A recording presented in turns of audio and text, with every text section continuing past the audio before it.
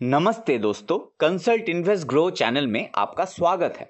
आज हम बात करेंगे एक बहुत ही इंटरेस्टिंग म्यूचुअल फंड के बारे में, Motilal Oswal mid cap fund. मैं आपको सरल भाषा में समझाऊंगा ये फंड क्या है, कैसे काम करता है और क्या ये आपके लिए सही है या नहीं। सबसे पहले आइए समझते हैं कि मिड कैप फंड होता क्या है। देखिए, शेयर मार्केट में कंपनीज को उनके साइज के हिसाब से कैटेगराइज किया जाता है दोस्तों। मिड कैप कंपनीज वो होते हैं जो मार्केट कैप के हिसाब से 101 से 250 नंबर के बीच में आते हैं।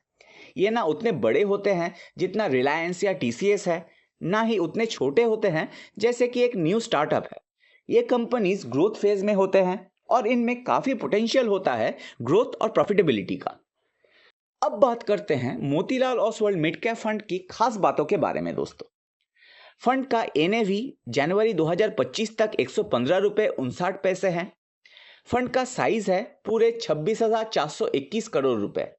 आप सिर्फ 500 रुपए से भी मंथली एसआईपी शुरू कर सकते हैं दोस्तों। फंड का एक्सपेंस रेशियो सिर्फ 0.66% है, जो कि काफी रीजनेबल है। फंड का एग्जिट लोड है 1% अगर आप एक साल के अंदर रिडीम करें तो, और फंड का शार्प रेशियो है 1.73% दोस्तों, जो कि बहुत ही अच्छा है। अब आपके मन में सवाल होगा, परफॉर्मेंस कैसा है इस फंड का। दोस्तों, नंबर्स बहुत ही इंप्रेसिव है। पिछले एक साल में इस फंड ने 38.4% रिटर्न दिया है, जबकि एवरेज मिड कैप फंड्स ने सिर्फ 17.9% रिटर्न दिया। 3 साल के परफॉर्मेंस में भी ये फंड नंबर 1 पोजीशन पर है 30.8% रिटर्न के साथ। 5 साल के पीरियड में भी ये दूसरे नंबर पर है दोस्तों 31% रिटर्न के साथ। एक सिंपल एग्जाम्पल से समझिए, अगर आपने इस फंड में पिछले 10 साल हर महीने 10,000 रुपए इन्वेस्ट किए होते तो आज आपके पास 40 लाख रुपए से ज्यादा होते। ये रिटर्न लगभग 23 से 24% के आसपास है दोस्तों। और एक इंटरेस्टिंग बात, चलिए देखते हैं कि दूसरे पॉपुलर मिड कैप फंड्स ने कंपैरिजन में ये फंड कैसा परफॉर्म कर रहा है। HDFC mid cap opportunities fund ने पिछले साल सिर्फ 19.9% रिटर्न दिया और 3 साल में 25% रिटर्न दिया। निप्पॉन इंडिया ग्रोथ फंड ने एक साल में 21.8% रिटर्न दिया और 3 साल में 23.4% रिटर्न दिया दोस्तों। Invesco India mid cap fund का 1 ईयर रिटर्न है 31.9% और 3 साल का रिटर्न है 22.8%।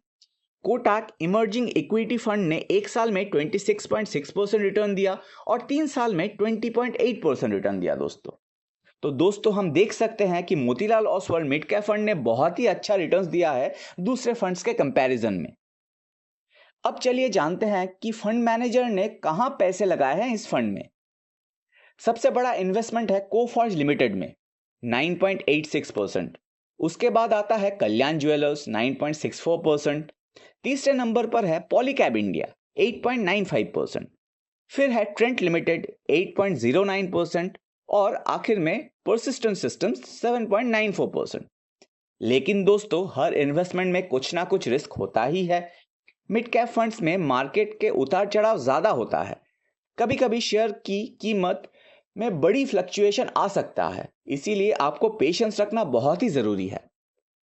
मैं आपको कुछ इंपॉर्टेंट सजेशंस देना चाहूंगा। पहले तो यह फंड उन इन्वेस्टर्स के लिए परफेक्ट है जो थोड़ा रिस्क ले सकते हैं और लॉन्ग टर्म इन्वेस्टमेंट करना चाहते हैं। अगर आप रिटायरमेंट के लिए या किसी शॉर्ट टर्म गोल के लिए इन्वेस्ट कर रहे हो तो शायद यह फंड आपके लिए सही ना हो।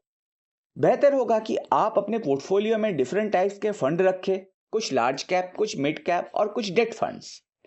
अंत में मैं यही कहूंगा दोस्तों, Motilal Oswal mid cap fund एक बहुत ही अच्छा इन्वेस्टमेंट ऑप्शन है, लेकिन याद रखिए, इन्वेस्टमेंट से पहले अपने गोल्स के बारे में सोचिए, अपने रिस्क कैपेसिटी का ध्यान रखिए, लॉन्ग टर्म पर्सपेक्टिव से सोचिए और सबसे इंपॉर्टेंट डाइवर्सिफिकेशन का ध्यान रखिए।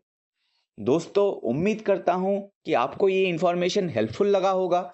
अगर आपको ये वीडियो पसंद आया तो लाइक और शेयर जरूर कीजिए। कमेंट्स में बताइए कि आप इन्वेस्टमेंट के बारे में और क्या जानना चाहेंगे, और हमारे चैनल को सब्सक्राइब करना बिल्कुल ना भूलें दोस्तों। अगर ये इन्फॉर्मेशन आप आर्टिकल के रूप में पढ़ना चाहते हो तो डिस्क्रिप्शन में दिए हुए लिंक्स को क्लिक करें, consultinvestgrow.com को बुकमार्क करें। धन्यवाद दोस्तों, और मिलते हैं अगले वीडियो में।